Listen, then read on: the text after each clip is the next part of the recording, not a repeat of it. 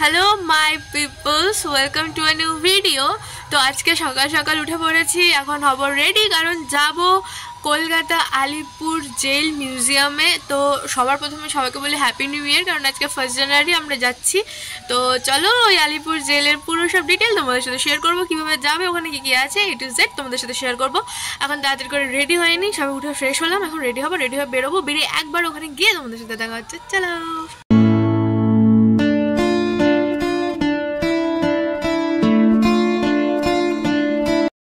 চলে এসেছি আলিপুর মিউজিয়ামে। এটা হচ্ছে আলিপুর মিউজিয়ামে ঢোকার গেটটা, আর এই পাশেই রয়েছে জেলের যে মিউজিয়ামটা আছে সেখানে যাওয়ার গেট। এবার তোমাদের বলি যে তোমরা এখানে আসবে কি করে। তোমরা যতীন দাস পার্ক মেট্রো স্টেশনে নেমে তারপরে এখানে চলে আসতে পারবে অটো করে। আর এসে ঢুকেই তোমরা প্রথমে টিকিট কাউন্টার দেখতে পাবে, আর এখান থেকে টিকিট কেটে নেবে পার হেড 30 রুপিস করে। তো টিকিট কাটা হয়ে গেলে তারপরে এখন আমরা যাচ্ছি জেলের ভেতরে। আর ভেতরে ঢোকার সময় এত সুন্দর করে সব কিছু ডেকোরেশন করা রয়েছে, প্লাস এত সুন্দর ফুলের বাগান, ঢুকতে না ঢুকতেই দেখতে পাবে, মনটা জাস্ট ভালো হয়ে যাবে। আর যেহেতু আমি শীতের সময় গেছি, শীতের সময় তো এমনিই নানা রকম ফুলের বাহার থাকে। গেট থেকে ঢুকে সোজা হাঁটতে হাঁটতে দেখবে এরকম একটা বোর্ড দেওয়া আছে, কোথায় কি আছে সেটা সেখানেই তোমরা পেয়ে যাবে। আমরা প্রথমে চলে এসেছিলাম ফাঁসির মঞ্চে। এখানে না ইতিহাসগুলো খুবই সুন্দর। আমি যেহেতু হিস্ট্রির স্টুডেন্ট, তো আমার কাছে কিছুটা ইতিহাস চেনা, আবার কিছুটা ইতিহাস অচেনাও। অনেক কিছুই আমি জানতে পারলাম যেগুলো আমি আগে কোনোদিনও জানতাম না, বা যেগুলো আমি বই পড়ে কখনো জানতে পারিনি। এই ফাঁসির মঞ্চে ব্রিটিশরা কিভাবে ফাঁসি দিত, আর আমাদের দেশের জন্য যারা লড়াই করেছিলেন তারা কিভাবে আর্তনাদ করতো, সেই সব গল্প আছে এই ফাঁসির মঞ্চে। এখানে কিভাবে দীনেশ গুপ্তকে আটকে রাখা হয়েছিল সব ইতিহাস এখানে লেখা রয়েছে। তোমরা যখন যাবে, তোমরা যখন ইতিহাস জানতে পারবে, ইতিহাস পড়তে পারবে, ইতিহাস চর্চা করতে পারবে, তখন তোমাদের সবারই সত্যিই খুব ভালো লাগবে। তারপর চলে গেছি নেতাজি, বিধানচন্দ্র রায়, চিত্তরঞ্জন দাস এদের সেলে। তবে এখানে নিচের সেলগুলো ঘুরে দেখা গেল, ওপরের সেলগুলো কিন্তু একটু ঘুরে দেখা যাচ্ছিল না। আর উপরতলার সেলেই রাখা হয়েছিল নেতাজিকে, তো সেটা তো আমরা দেখতে পাইনি। তো ডক্টর বিধানচন্দ্র রায়ের সেলটা দেখেই আমরা চলে এলাম বাইরের দিকে। আর তোমরা যখন এই ইতিহাসগুলো জানতে চাইবে, সেজন্য পাশে একটা স্ক্যানার দেওয়া রয়েছে, ওখানে স্ক্যান করলেই তোমরা সব ভয়েস মেসেজে শুনতে পাবে। তারপরে চলে এসেছিলাম নেহরু সেলে।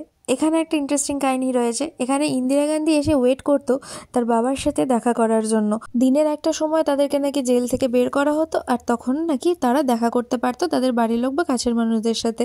তো সেই দিকটা কমপ্লিট করে চলে এলাম এখানে একটা কালী মিউজিয়ামে, যেটা কিনা খুব সুন্দর।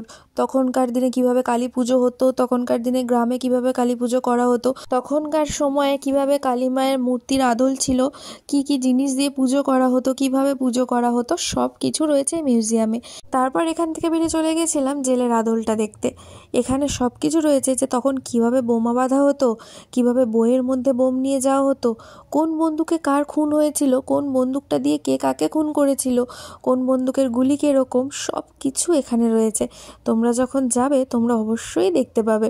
এখানে একটা ভিডিওতে তো সব কিছু বলা পসিবল না, তাহলে ভিডিওটা অনেক বড় হয়ে যাবে, তোমাদের দেখতেও ভালো লাগবে না। সেই জন্য আমি অল্প অল্প করে ইনফরমেশন তোমাদের সাথে শেয়ার করছি। তারপরে চলে এসেছিলাম এই জায়গাটাতে। এই জায়গাটাতে না খুব সুন্দরভাবে সিনারিওগুলো দেওয়া রয়েছে। এখানে যারা সেই সময় জেলে ছিল তাদের জীবনযাত্রা, তাদের যে কারাগারের জীবনযাত্রা ছিল, সেগুলোকে খুব ভালো করে তুলে ধরেছে।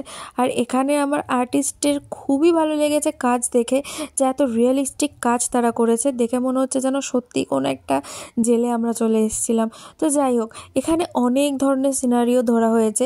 কেউ স্নান করছে, কেউ কাপড় কাচ্ছে, কোনো মস্তান তার শিষ্যদের দিয়ে পা টেপাচ্ছে, কেউ বা অসুস্থ হয়ে যাচ্ছে কবে এখান থেকে বেরোবে, কেউ বা রান্না চাপাচ্ছে। এরকম জেলের একটা সুন্দর দৃশ্য এখানে তুলে ধরা হয়েছে। তারপরে এখান থেকে বেরিয়ে চলে গেছিলাম আর একটা মিউজিয়ামের দিকে। এইখানেও আমরা এসে অনেক ইতিহাস জানতে পেরেছি। সুভাষচন্দ্র বোসের ইতিহাস, নেতাজির ইতিহাস, গান্ধীজির ইতিহাস, সব ইতিহাস এখানে সুন্দর করে দেওয়া রয়েছে। কখন কোন বন্দুকটা ইউজ করা হয়েছিল, কখন কারা কোন বিদ্রোহটা করেছিল, কখন কোন যুদ্ধ ঘোষণা হয়েছিল, সবটা এখানে তুলে ধরা হয়েছে। আর তোমরা যখন এখানে যাবে, আমি আশা করব তোমাদেরও খুব ভালো লাগবে। আর যারা ইতিহাস জানতে পছন্দ করো, ইতিহাস চর্চা করতে পছন্দ করো, আমি তো মনে করি তাদের এখানে একবার যাওয়াই উচিত। কিভাবে নেতাজিরা দল গঠন করেছিলেন, তারা কিভাবে যুদ্ধের প্রস্তুতি নিত, নেতাজি কিভাবে ভারত ছেড়ে চলে গেছিলেন, সব কিছু রয়েছে এখানে।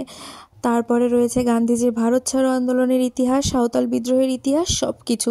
আর এইখানে না এই জায়গাটায় হয় লাইভ শো, যেটা হয় সন্ধ্যে 6টার থেকে। তো কিছুটা মিউজিয়াম ঘোরার পরে আমরা চলে এসেছিলাম, এরই পেছনে রয়েছে একটা ফুড কর্নার। সেখানে এই ফুড কর্নারের মধ্যে কিন্তু অনেকগুলোই খাবারের স্টল রয়েছে।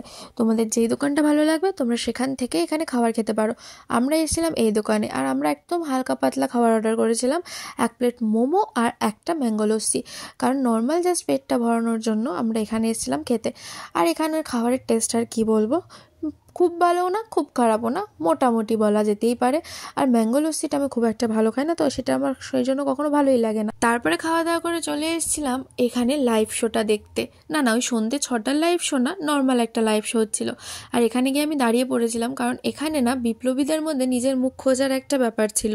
মানে আমি যদি এখানে দাঁড়াই তো ওখানে বলে দেবে যে আমার মুখের সাথে কোন বিপ্লবীর মুখের মিল আছে। তো আমার সাথে তো মাতঙ্গিনী হাজরার মিল পাওয়া গেছিলো।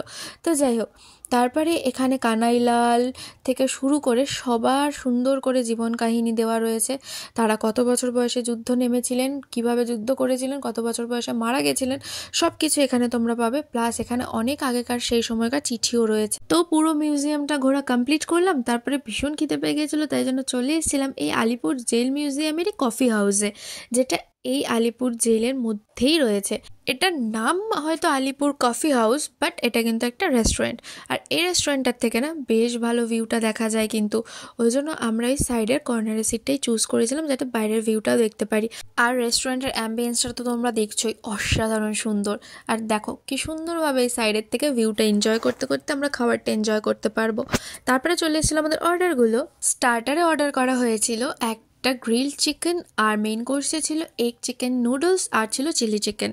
তো এখানে না এত সুন্দর একটা ভিউ আসছিল খাবারগুলোর সাথে যে কি আর বলবো। দেন আমরা এখানে খাওয়া শুরু করলাম। আর একটা কথা আগেই বলে দিই, এই রেস্টুরেন্ট বা এই কফি হাউসটার খাবারগুলো যে খুব টেস্টি তা কিন্তু একদমই নয়, আমার তো খুব একটা ভালো লাগেনি। তো যাই হোক, তোমরা যদি কেউ ট্রাই করতে চাও একবার ট্রাই করতেই পারো। তারপর আর কি, খাওয়া দাওয়া করে আমরাও চলে যাবো এবার বাড়ির দিকে। তাহলে চলো আমি এবার খেতে থাকি আর ভিডিওটাও এখানে এন্ড করি।